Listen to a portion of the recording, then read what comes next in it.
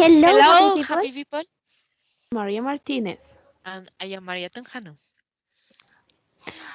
We tried to be booktubers for talking about the book Brave New World. It was written by Aldous Huxley in 1932. For that reason, we did 3 TV programs. The first is Porn Starts, and the famous Porn Starts. And in that program, we talk about historical, political, and cultural context about Brave New World. The second program is Julia the teacher, and there she talked about the new historicism literary theory, and she related the theory with the book Brave New World. And the last is called Everything Sucks, Less Books and Wine. And it is the gossip time in that we talk about characters, allusions, and what was the thing that we like the most and the least. So enjoy it.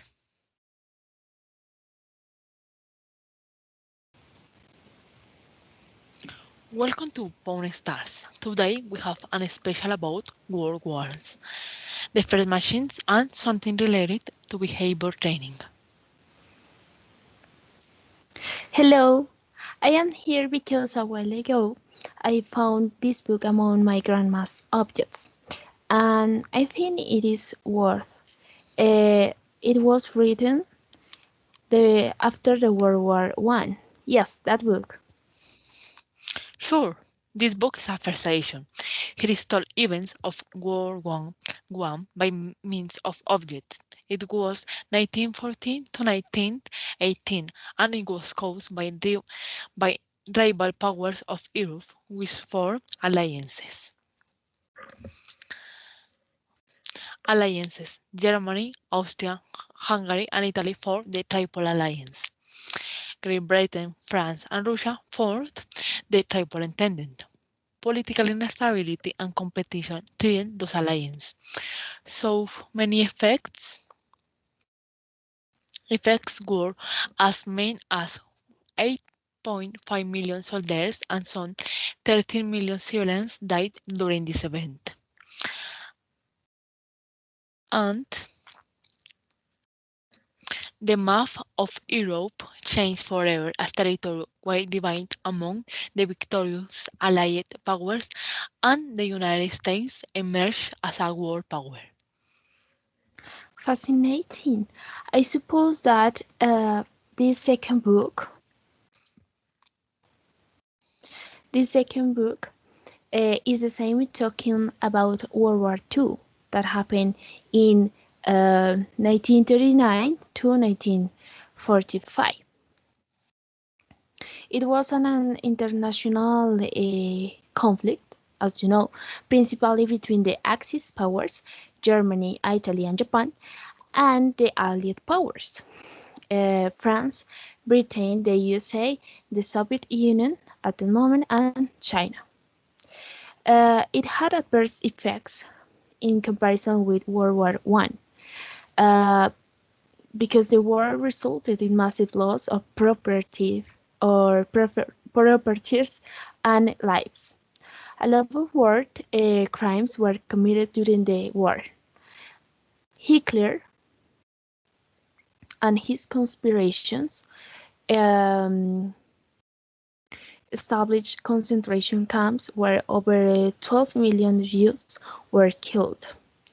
Additionally, many people were also displaced during the war. Stalin and Hitler were responsible for the mass deportation of people um, around the history. Well, And what is that? A bottle of wine or something like that? almost. This is a replica of the atomic bomb. It is a part of the machine era, an era that includes the early to the middle 20th century, sometimes also include the late 19th century. where modern physics saw a new application such as the first computers and the transistor. The digital revolution in the intellectual model of the machine age found in the mechanical hairline a new more complex model of high technology. More therefore, the mass production of high volume goods automobile assembly lines were popularized, particularly of the automobile. Other inventions were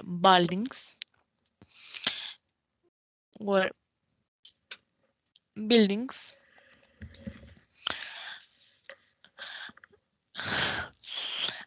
of were buildings of great height, like the skyscraper, the radio and the phonographic technology.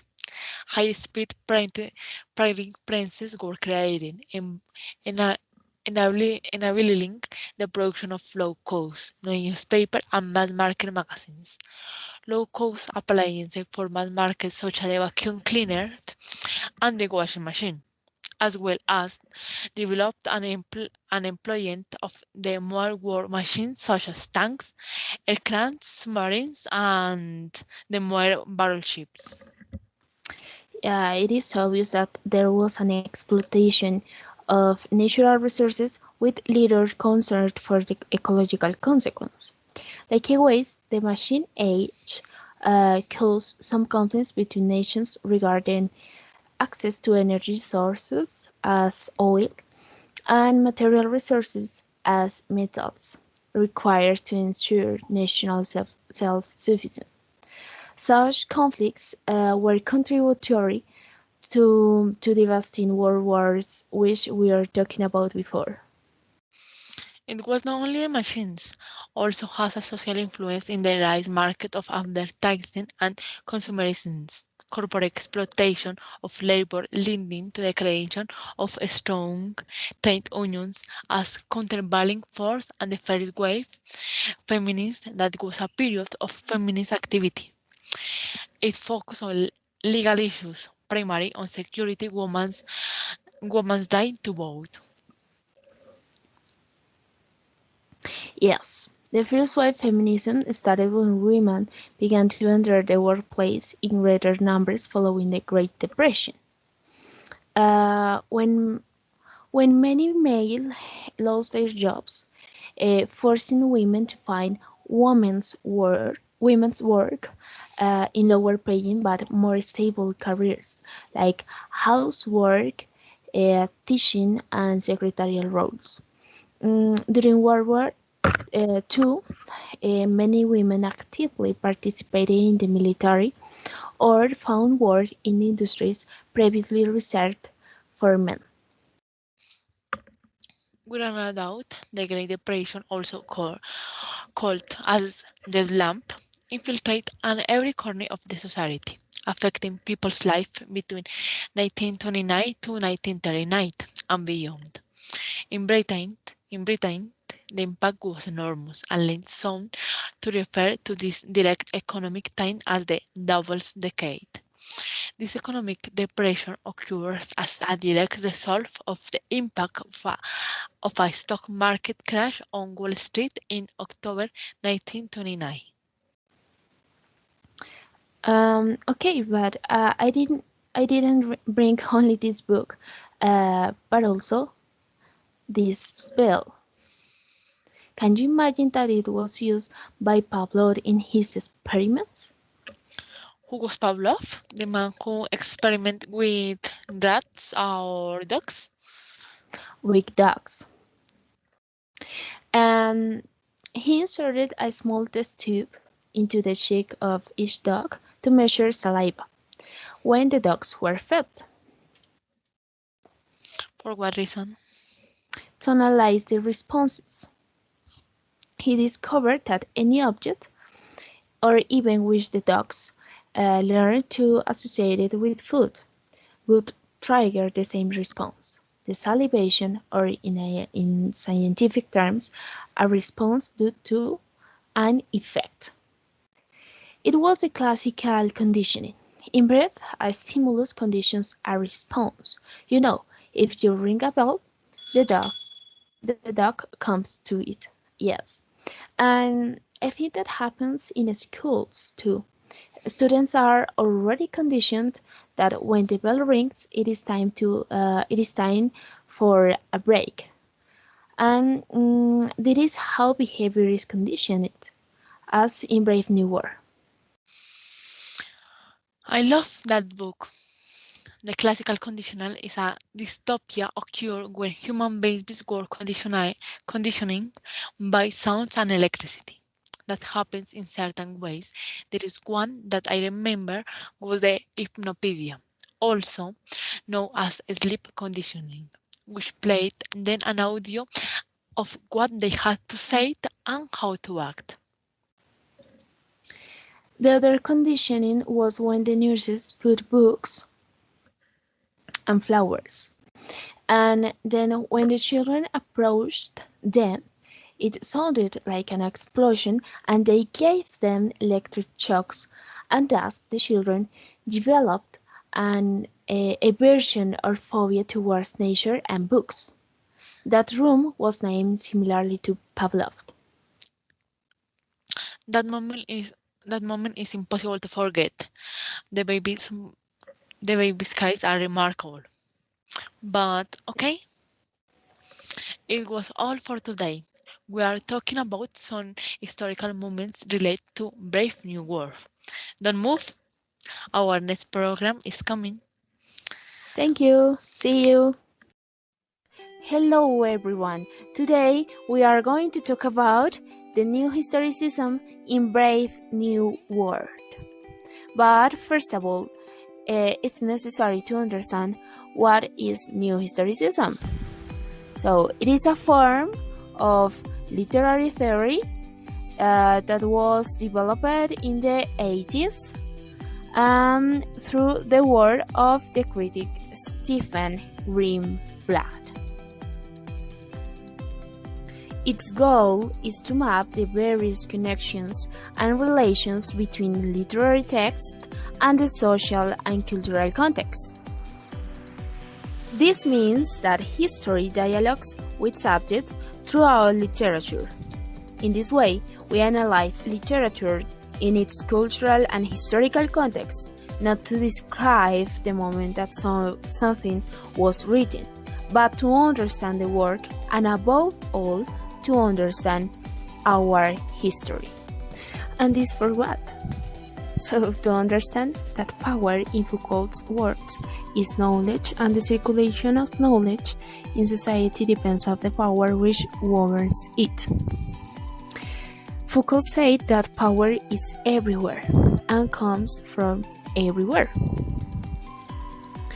And he used the term power and knowledge to signify that power is constituted through accepted forms of knowledge, scientific understanding, and through. That means that power determines which thoughts are accepted. And guess where you see that? Mainly in literature. Although literature is determined by what can or cannot be said in a certain society, literature skillfully overcomes those limitations and embodies in its works absolutely everything regarding the context and culture of society. As for example, Brave New World, that is said to be a dystopia. It is a fictional community or society that is undesirable or frightening. That is, this is an antonymy of utopia, but I think it is the best example of society of that time. Yes, you are right. In addition to the fact that in the book authors try to make a critical satire on how the society of the time was developing, a consumerist and materialistic society, with several social problems too, because he also sought a way to imagine what his future could be like, and he captured it in Choose a Way, a word that to achieve happiness had to get rid of other key elements within a society, such as family, culture, diversity, art, love, science, literature, religions, and of course, philosophy.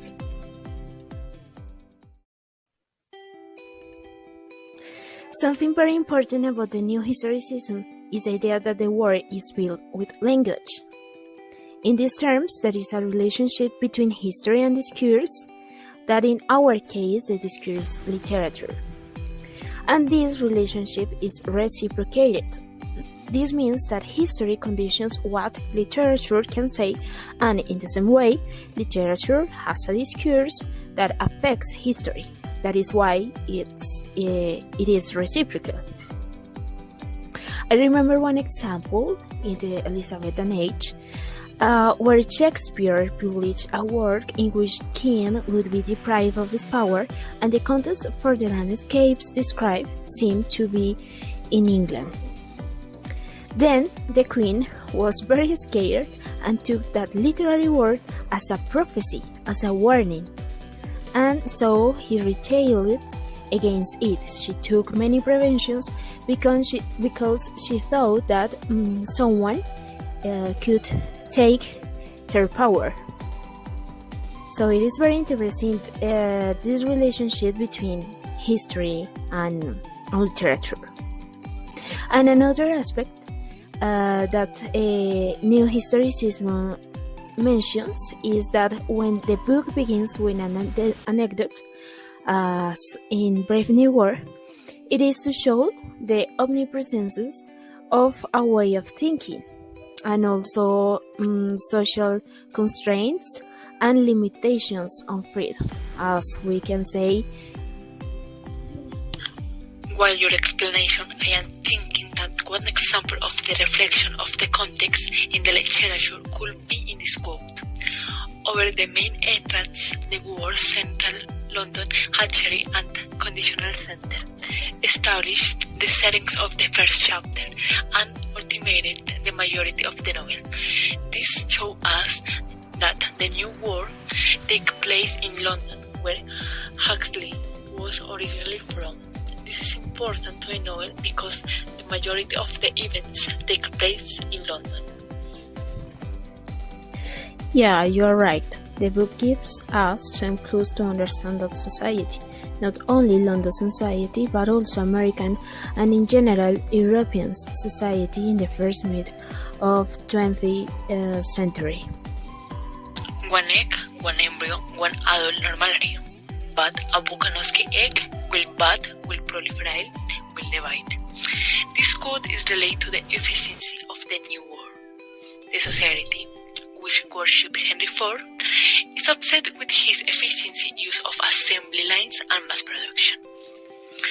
To calculate this, Huxley used the real world event of forced invention and convinced it through a novel.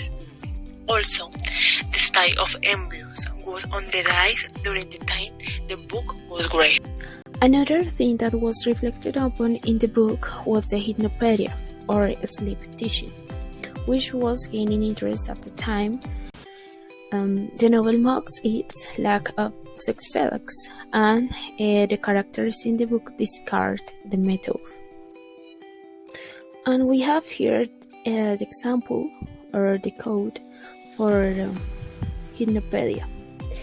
In the book said, a small boy sleeps on his right side, the right arm stuck out, the right hand hanging limp over the edge of the bed. Through a round grating in the side of a box, a voice speaks softly. The Nile is the longest river in Africa and the second in length of all the rivers of the globe, although falling short of the length of the Mississippi, Missouri. The Nile is at the head of all rivers as regards the length of its basin, which extends through 35 degrees of latitude. At breakfast the next morning, Tommy, someone says, do you know which is the longest river in Africa? A shaking of the head. But you remember something that begins, the Nile is the... The Nile is the longest river in Africa. So we have here an example where the author mocks the success of Ethnopedia at that time, and it reflects something that was happened at the moment, because this teaching technique was invented in that time. The before teaching technique is related to an idea of the new historicism that mentions that power circulates in discourses. Therefore, knowledge circulates in discourses. This was said by Foucault, and it is very present in the course of the book because, for example, the children in the Ethnopedia were plays an audio of what they had to say. This was the knowledge they should have, while they slept, they listened to it, and the next morning they repeated it without knowing the meaning of what they were saying. But after repeating it so much, they adopted it. And I think that this reflects a dynamic in society from the time of old dogs to the present day. Society is built from the discourses that power and economic elites say in different ways, through books, through school, through the media, through social networks, through anywhere. So it is important to mention that idea. Likewise, in the novel, the Savage Reservation in New Mexico has a relation to real-world events. Because, for example, this portrays to Hitler's mentality going into World War II. Because Hitler wanted everyone to be the same, perfect race, and have the image of the perfect human in his mind. The saviors in Brave New World are everyone that doesn't fit the definition of normal, which is similar to Hitler's mentality. So this novel is like a prediction of next historical events. Something related that I said before is that according to the vision of this critical theory, the new historicism, there is a subversive character who is like a hero. And in the case of Brave New World, it is John the Savage, who lives in the Savage Reservation. He appears in the second part of the history, and it is through his eyes that a great change is observed in the novel. Do you remember? Yes, he was the son of Linda and director of the incubation center. He was handsome with white skin, blue eyes and blonde hair, so he was related to the Alpha caste. He lived on the reservation. He was racial marginalized, and since he had lived in a host environment since childhood, he did not submit to anyone except his gods. He looked for purifying his soul. He's the subversive or rebellious character because he liked literature, and in that way he read William Shakespeare books. Often he quotes his phrases. That is why he was different from the other savages. Yes, that is correct. John is the subversive character, but the interesting thing is that he is the most human character in the novel. He takes refuge in literature and religion and clashes with civilized culture. It's so interesting. In summary, we can understand the new historicism as the study of the collective making of cultural practices and inquiry into the relations among those practices.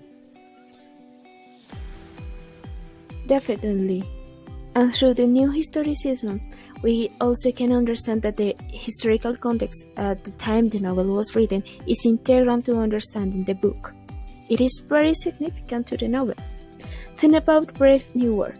The main motifs of Brave New World, such as the theory of Marxism, totalitarianism, collective identity, the progression of technology, the cause of happiness, and industrialism, came true in the real world Huxley lived in. The 20th century is recognized as much for the misery left behind by two world wars as it is for the technological advancement and economic progress. The societies of that time lived in the contrast that while technology was increasing, the health of the citizens decreased. Individuality was funded with standards of fashion, of ethics, of thought. Industrialism, accompanied by the assembly line, spurred consumerist societies. And all of this contrast altered Huxley's interpretation of true happiness. So, through Brave New World, Huxley warns the reader about the effects of these advances if they were to continue down that path. His overall purpose in the novel is to create a dystopia that scares readers into changing their ways of never reaching society in Brave New World. To finish this program, we would want to invite you to think about how the power and how some discourses have been built our thoughts, our ethics, and our dynamics in the society itself. So, with this in mind, we continue with the next program. See you!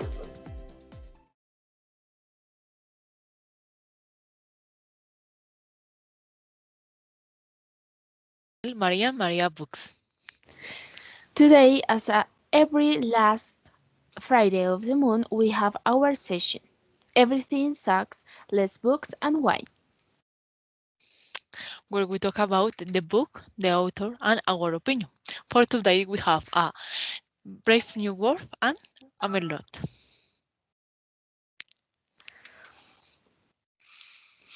Okay, Maria, please delay us with your beautiful book. Okay, can you see here my book? Yeah. Yes, perfect. Okay, my book is the HarperCollins edition. It is a paperback book and the cover shines. You can see? It shines. uh, it was 288 pages, and also it has a part that is insights, interviews, and more. In the last part, and it has about the author, about the book, and reading on. That is some recommendations about another books.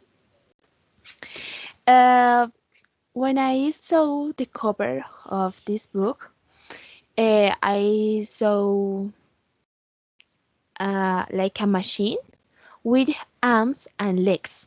So it is so interesting because it make me th- uh, it make me think about the fictional movies that use machines as transformers, or maybe Okay. how is that a movie, the futuristic movies. So it is interesting. Okay, no, in my case, I read the PDF version, but my favorite cover is the same that you have. Also, I think it is not an allusion. It is not an allusion for what happened in the book. So uh, when I saw the cover of that book, I just don't realize what is the topic of the Of the books. book. So I preferred the Spanish version of the Azor publishing house because there is a baby with a barcode in its forehead. So I will suppose that is related with the baby marker or maybe experimentations with babies. And speaking about the Spanish version, the first time I heard about the book was when a partner said that that book was her favorite. So I she just said the title in Spanish, and I thought that maybe something related with the self-help books because it is like un mundo feliz. Okay, it is something to be happy. Okay, it was my Yes. first expression. My first I impression. yeah, my first impression was the same. I think that it was about because I read the first time that I read the title of the book was in Spanish, and I think that it was a book related to yes, self help or something like that. But uh, when someone talk about the book, uh, and he said me that it was about, or he criticized the capitalism and the society was okay. So I need to read it. And so I had planned to read it between my in my lists of the books. And okay, Okay, what about you? okay, pues more than a critical analysis, Brave New World, written in 1932, it presents a dystopia society eh, created by the abuse of science and technology. The novel portrays the society stripped of individual freedom and conditioning, abide by laws of the world states without expressing dissent. Through this novel, Huxley demonstrates the incompatibility between cherished human values and society created by advance of technology.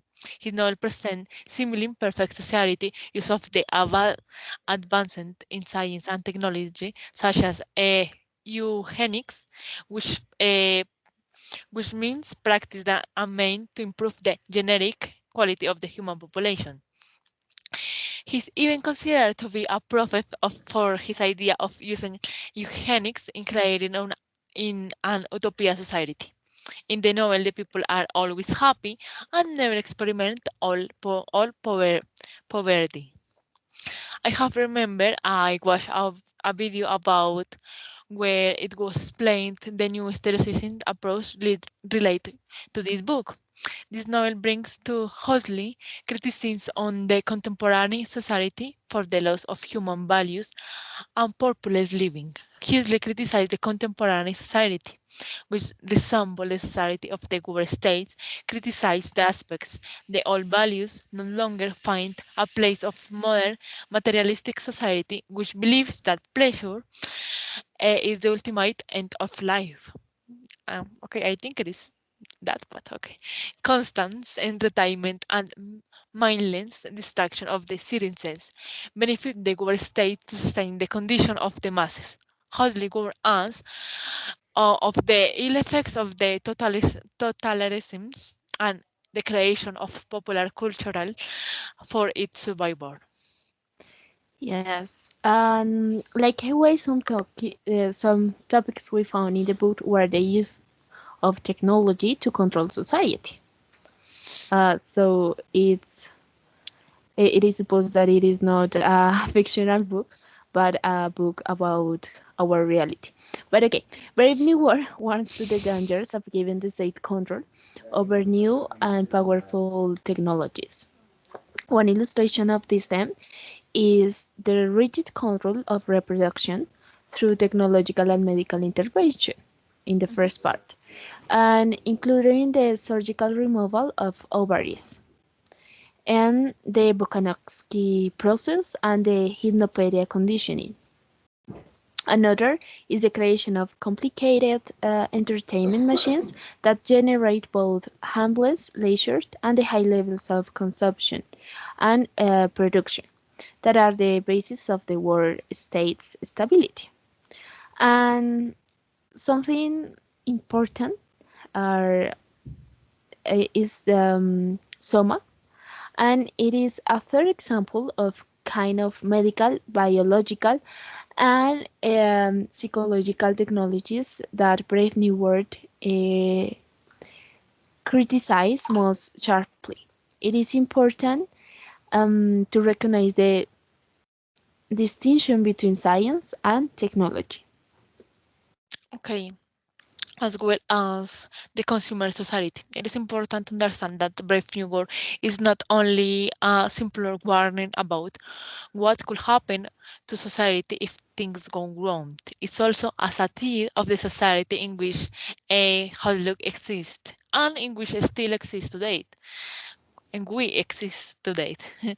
So, while the attitudes and behavior of World State citizens at first appear bizarre, queer, scandalous, and many clues point to the conclusion that World States is simple and extreme, but logically developed version of our society, economy, values, and in which individual happiness is defined as the ability to satisfy needs and success as the society of the equate with economic growth and prosperity. Yes, and additionally, the incompatibility of happiness and truth, full of characters who do everything they cannot avoid facing the truth about their own situations. And the almost universal use of the drug soma is probably the most uh, pervasive example of such willful self delusion. Okay, yes. Also, the dangers of all the power states. For example, with George Orwell's 1940, 1984, it is a novel despite the dystopia, which all the power states control the behaviors with action the people order and present since own stability and power. So the major difference between the two is whereas in 1948, 1984, control the maintained by constant government, surveillance, secret police, and torture, in Brave New World maintains through technological intervention that started before birth and until death. And they actually change what people want. Also, the government in 1984 maintains power through force and intimidation, but in Brave New World, they retains control, making citizens so happy and superficial fulfilled. So they don't care about their personal freedom because they are just happy. So the consequential of the state control and loss of uh, dignity, morals, values, and emotion. In short, a loss of humanity. I remembered something that said in the book was the Christianism is not necessary in that place in the new world because when you are happy and you are full, you don't need anything else than just you happy and you're full. So you don't need distraction and you don't need a God because you all the problems and all the things you want you have. Yes, and moreover, by imagining a world in which individuality is forbidden as in Brave New World, um, allow us to consider what individual identity is and why it is valuable. The world state sees individuality as incompatible with happiness and social stability because it interferes with the smooth functioning of the community. So the controllers do everything they can to prevent people developing individual identities.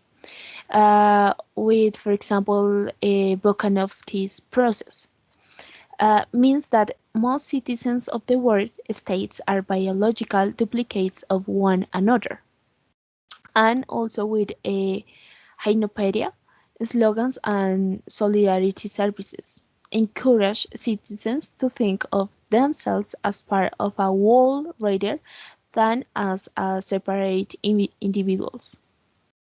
Okay, as I said before, happiness and anxiety. Initially, the characters in Brave New World had the same idea of the happiness. That is freedom from emotional suffering, skinless age, and political upheaval, together with easy access to everything that they desire. However, the characters differ in their understanding of the role of the personal agency plays in happiness. Yes. Now, Mm, before reading this book, I have never heard about Aldous, the author of the book. Uh, I don't know why, but I had never heard about him. And but when I was reading the book, I found that in the last part, as I said before, there is a section called about the author. And here say that he was a poet, playwright, novelist, short story writer, travel writer, a essayist, critic, philosopher, mystic, and social prophet. And also was one of the most accomplished and influential English literary figures of the mid 20th century. Um, it's he he was born in 1894 in England, but died in 1963 in USA because he moved to USA um, and he developed his career here. okay, And he was a very intelligent person and who in his works are notable for their wit and pessimistic satires. okay. I think he included a science in Brave New World because after a serious illness left him a partial blind as a young, Huxley abandoned his dreams of becoming a scientist to purpose a literary career. In 1916, he graduated with honors from Ba- Balliol College of Oxford University and published a collection of poems. In 1958, he published a collection of essays titled Brave New World Revised, in which he took this stock of the present date and argued that it alarmingly resembling the reality of the 1932. As Huxley tirelessly explored both the world around him and his inner self, sharing his finds throughout his work. In 1860, he was diagnosed with cancer. For the next 2 years, he persevered, however, contemplating what would prove to his last novel, The Island, which placed a more positive spin on more of the themes that he addressed in Brave New World.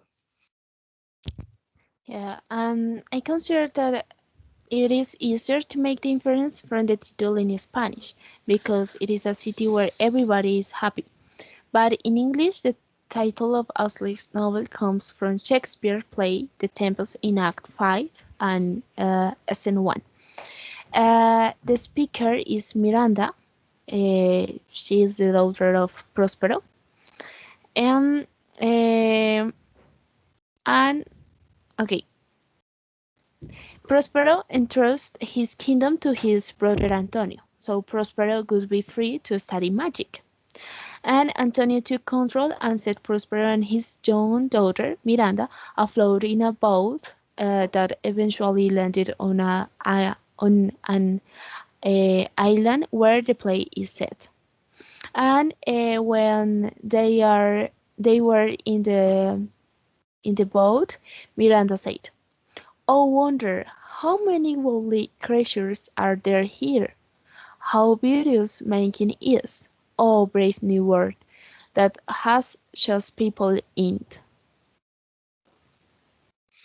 Okay, Brief New World is full of allusions. For instance, with Shakespeare, who represents two things. First, symbolize the art that has been rejected and destroyed by war states in terms of maintaining stability. And second, the powerful emotion, passion, love, and beauty on display in Shakespeare plays stand for all the noble aspects of humanity that have been sacrificed by war states in this effort to make sure its citizens are always happy and therefore productive.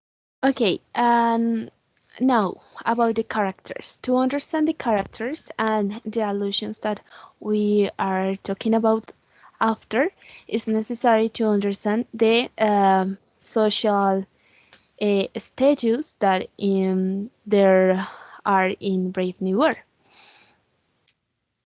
So we have here the pyramid, and sorry, the first category is alpha. They are intellectually uh, people, and they have the highest social class. The second one is beta. They have an adequate intelligence, living similarly to alpha, but their position require less thinking. The next one is is gammas, and they are semi-skilled workers, and they are also experts at repetitive tasks. The next one is deltas. Uh, there is the mass produced, and the last one is epsilons. Uh, they also are the mass produced, but they can read or write, work, undesirable jobs. Okay, with this in mind, okay. So we have, as I said before, the characters. And Huxley created names for all of his major and most of minor characters by selecting first and last names or both for people who had impacted the world in politics, religion, society, business, and industry. Let's know about the characters. Okay, first of all, John the Savage. Huxley is very likely based on these character names of John the Baptist from the Bible, the New Testament, because of their similar life choices and beliefs, like in the Bi- eh, biblical character John the Savage wears clothes made from animals and animal skins and eats food produced from the nature. He's horrified by the war state's inhabits his morality depends on drugs and pursuit of superficial lives or spiritual lives. The author refers of his main character as a savage to satirize his gentle and selfless nature compared to the self-centered and artificial life of the people he encouraged to London, but also in a first place he born in the Savage Reservation in New Mexico, and after that he went to the New World. Yeah, and he's a mainly different character from the others. Okay, the next character is Mustafa Mon. This leader of the London World Estate has his first name from Mustafa Kemal, who transformed Turkey from the ashes left after World War I into a vital nation by modernizing its political, economic, and educational infrastructures. Um, the character's last name, Month, is based on Alfred Month. It was He was the first Baron Melchett. He was a British scientist and liberal politician who joined the Conservative Party in 1926 after a falling out with a socialist. Okay, now Henry Foster is one of the Lelina many lovers, and he's a perfectly conventional alpha male. This character is a generic engineer in the central London hatchery. He's exactly as Henry Ford, the American industrialist who changed the world of production with his assembly line. And it has the same name. That is the line of Eve. And Huxley might have selected the last name because it begins with the same letter as the automobile pioneer. So it has the same name for the like the same objects, like the same invention that was the pioneer invention in both cases. In the case of Ford, it was an automobile. In the case of Foster, was something related with the mass production, but in people. Or because he continues to advance or foster the assembly line process. Yes, it is interest. Another interesting character is also Bernard Marx. He is a psychologist and a hypnopedian expert in the world state, and his first name refers to the Irish playwright and socialist George Bernard Shaw. Huxley's character takes a serious stance regarding the world state's ills, where Shaw often view English society with a comic eye. The condition expert gets his last name from Karl Marx, a German socialist, whose book The Communist Manifesto became the Bible of those who sought a classless society. Okay, and Lenina Krohn. Lenina is a vaccination worker at the Central London Hatchery and Conditional Center. She's an object of the desire of the number of major or minor characters, including Bernard Marx and John. Lenina's first name is a reference of the leader of the 1917 Russian Revolution, Vladimir Lenin. Hmm. This shows Huxley's sense of humor, as Miss Crown is completely conformist who would never rebel against the war state. Her last name is a complete conformist. He's not, sorry, his, his last name is probably a reference to John Crome, a 17th century British writing of romantic plays. It fits Elena since she happily accepts the Google State's view on multiple loving relationships. Yes, and we have Fanny Crown. She was the best friend of Lenina, and her role is mainly to voice the conventional values of her caste and society. Specifically, she warns Lenina that she should have more men in her life because it looks bad to concentrate on one man for too long.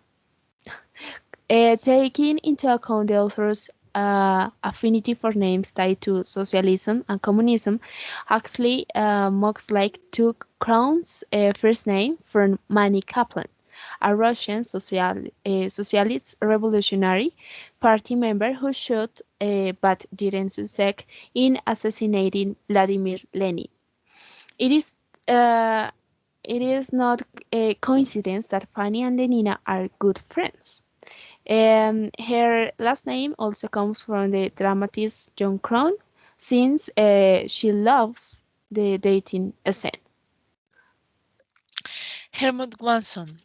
In this case, Huxley you choose his propagandist first name from German for a German scientist and philosophical writer German von Helmholtz. Both the word states Helmholtz and his name Preservator share the beliefs that writing with substance involved from the sense. Brief, New World's writing professor's surname is another example of wholly ironic nature of his nations. Is John B. Watson, an American behaviorist who was a staunch believer in conditioning. Helmholtz wants us affirmed by conditioning. He believes people should be permitted to speak from their hearts. And the last, it is not it is not an allusion for anyone, but it is an other character, another important character that is Linda. Linda is John Mother's, is a beta, and while visiting New Mexico Savage Reservation, eh, she wants to return to the war state and to the Soma. Okay, with this in mind, who was your favorite character? Okay, my favorite character was Linda because I think she's a mix between the beliefs and habits of the New World and the New Mexico Savage Reservation.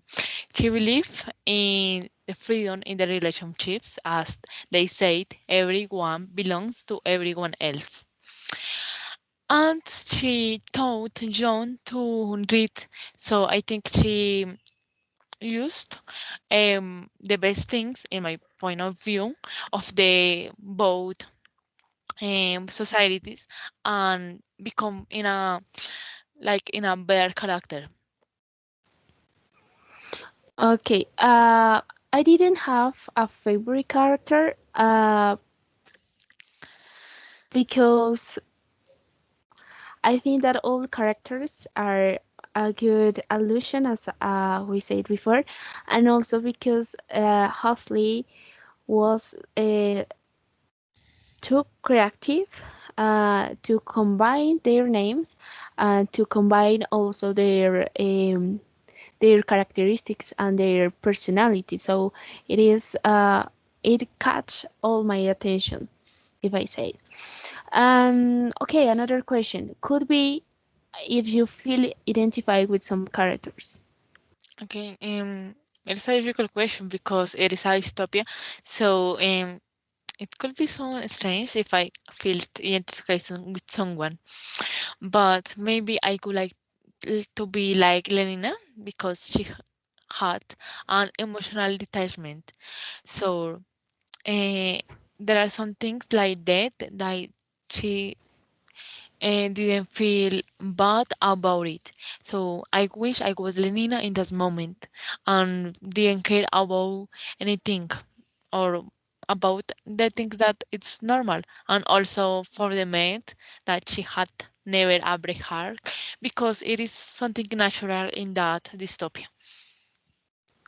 Yes, I think that I I could identify with Helmut Watson because um he is the psychologist and the person who invent who invents are create many things to make a better society. Yeah, to make feel some people uh, to make feel good some people. So I guess that in this world, in Brave New World, I could be Helmut Watson. Um, okay. And as I said before, the most I liked was the allusion to reality at the time, and because the author did intertextualize with reality and Shakespeare, but at the same time a satire of things like the mass production of Ford. If we analyze it, Huxley predicted a lot of things that happened later. I mean, it was fiction book for 1932. However, now some of the events that he create or mm, the atmosphere that Osley created, it happens now. So it is very interesting. Okay, the thing that I love the most about the book was the idea of the summer because I like that it is something that we can use for disconnecting of the real world. But it is not like the normal drugs because you don't feel they hang out after its use. So I like that. And for example, in this moment, I think it is so useful because in some moments with this pandemic, we want to feel disconnect of all the things and just be happy. For example, in this pandemic, be happy. It could be a really good thing. But I think the least was that the idea of the literature. They think literature is just one way to distraction. So they don't use literature or arts because they think if you use that things, first of all, you are you aren't happy because you are thinking. If you think, you can be happy. And second, because it is like a waste of time because you can use that time in the max production. So they don't need that type of distractions. So in that case, in that case, I think it is a one way to display this is with my favorite quote of the book, that is, but that's the price we have to pay for stability. You go to choose between happiness and what people used to call high art. We sacrifice the high art. We have the feelings and the sense organized. Sometimes I would prefer, okay, in this case, I think if someone asks to me if I want to be happy or be free in this moment, I would prefer to be happy. Yes, and it allows me to think about that. Okay, the last thing that I like in the book was maybe that the author, the creativity of the author, um, uh, allowed him to create a lot of words, and uh, they use also many references to another things that I know. So it was so difficult to understand what does it consist of. So it was the least thing that I liked. But the most I liked was that the book allows me to think about that. Okay, in currently society, we don't have prohibitions. Yeah, we don't have, for example, uh, or we don't have a soma itself.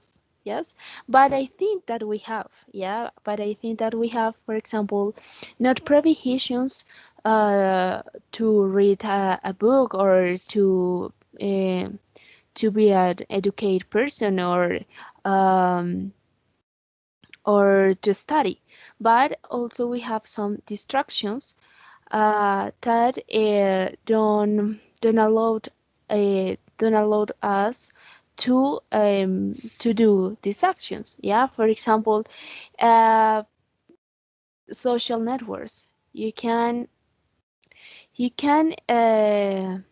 stay on your cell phone for many hours. Yeah, for 2, 3, 4, 5 hours. Uh, but you can take uh, this time to read a book. Yes, because yes, I know that is most enjoyable uh, to so many videos in TikTok or in Instagram or like that. And also related to the soma, we don't have a drug and a specific drug that which we can use to be happy or to feel good, But in some cases, we have some distractions. For example, soccer matches or another things that the government and the power use to control us. Yeah, to distracted us. As for example, the things that are happening currently. Yeah, the strike, the the assassinations, and uh, more things like that. Yeah. So there are many things, or there are many ways to control us, and as not exactly as the book name, but there are there exists in our currently world. And what you prefer, be happy or be free? I don't know. It depends of the moment that I live, but right now I prefer to be free. Mm, yes, I prefer to be free because I guess that freedom is more is longest that happy. Yes, I think about happy is only an state or be happy at for a while moment, yeah, or for a while. But be freedom implies that you are free for a long time. Yes, you for example can use a drug and you feel good for a moment, but in contrast, you can read a book or you can, I don't know, you can study philosophy and you this knowledge you use this knowledge for a long of your life. Yes. So uh, for that reason, I prefer to be free. Okay. Okay. Brave New World has been adapted for cinematic release, although several directors, including Ridley Scott, have expressed interest in making a movie of the novel. The novel was adapted first of all like a series, but with 4 chapters. But they cut the series and became that for a movie, for a long movie of 3 hours. So the first Oh my movie, god. yes, the first movie is the 1980, and you can find that movie in TV. The second movie is in 1989, and it is a movie of the Larry Wills and Leslie Lifeman. But also, this movie is different from the book because it is focused in the Bernard's relationship with Lenina and the ends. Ah, no. And in the end, Yes, and the ants. Okay. but it is an spoiler, no. And the ends happens something different than the book. Okay. Yeah.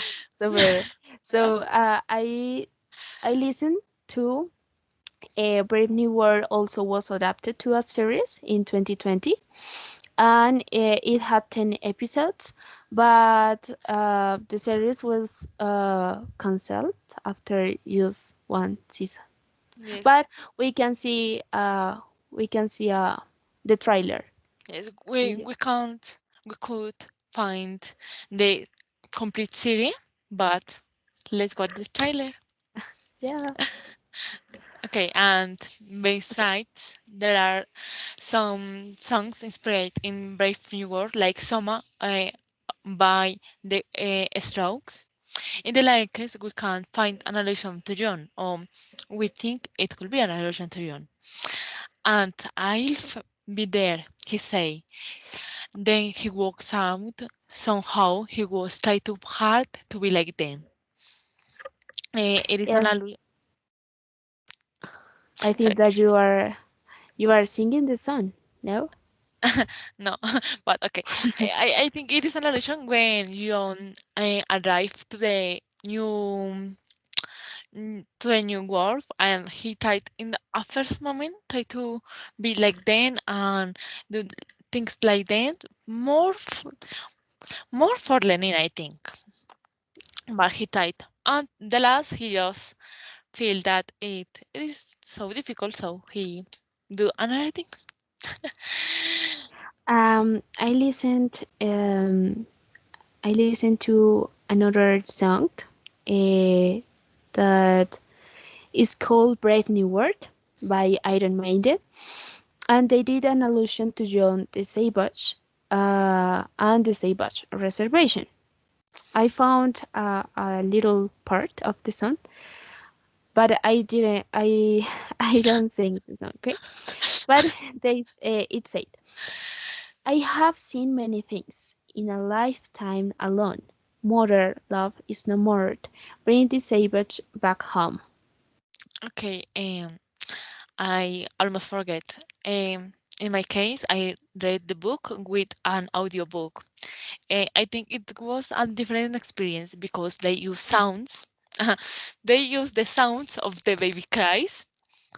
Yeah, Where for example, that is an yes. It's so yeah, different to listen to the audio or to just read. so you feel all the things, or I feel all the things that the babies feel because the sound are so strong. So I think it is a better experience for me. Just read the book with the audio and uh, listen the audiobook at the same time. So we have Yes. that recommendation. It could be it is a good recommendation because also the book has many things, has many essence, and so is more is entertaining to read the book with as you said listening to the audiobook. Sorry. Okay, okay. So thank you. Okay, it was all for today. I think that we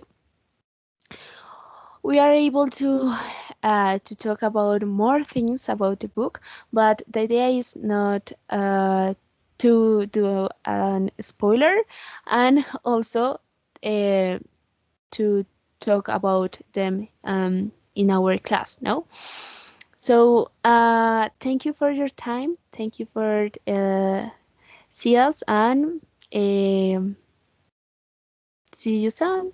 Bye bye. Cheers. Ah, cheers.